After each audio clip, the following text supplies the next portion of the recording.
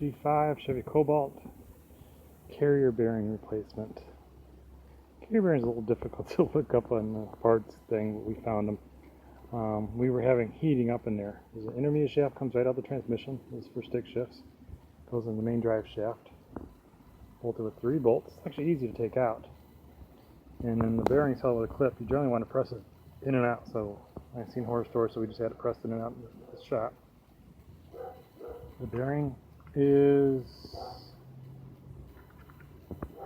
Well, here's the seal for the transaxle, called transaxle seal.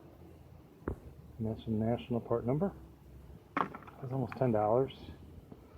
We barely got a deal on bearing, which is $52. Some site on eBay had it for like $15 of shipping, but I don't trust cheap stuff like that. This just slides in the transaxle. Reminds me to replace the seal. I put grease on there so it keeps the seal lubricated right away. And this goes into there. These are like 13mm bolts. And then we had to take the hub assembly off. And the hub assembly is right there.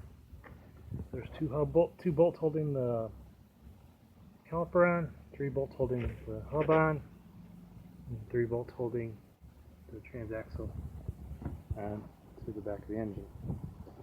And don't forget to put, there's a metal shield, keeps this appearing, that goes on the front here.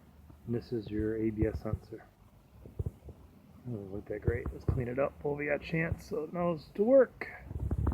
And I wouldn't use any special fluids there. Yeah, that's not good. We cleaned it up. And so there's a metal triangular piece that goes right on the outside here. It's real skinny. It's sheet metal. We put on here too. It goes on the outside. So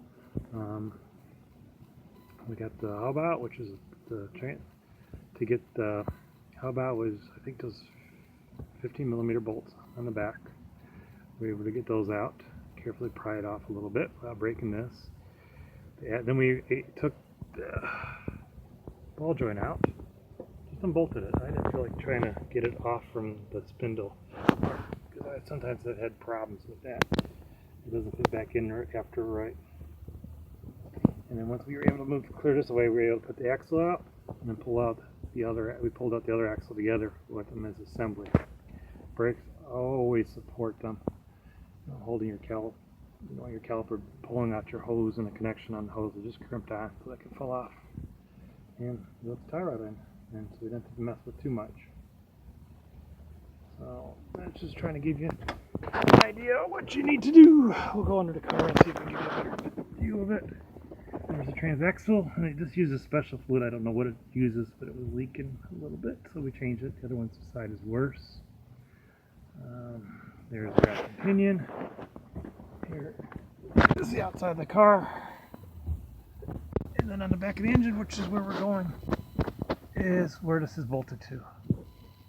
So there's the engine. There's the transaxle right there. There just bolts right into there.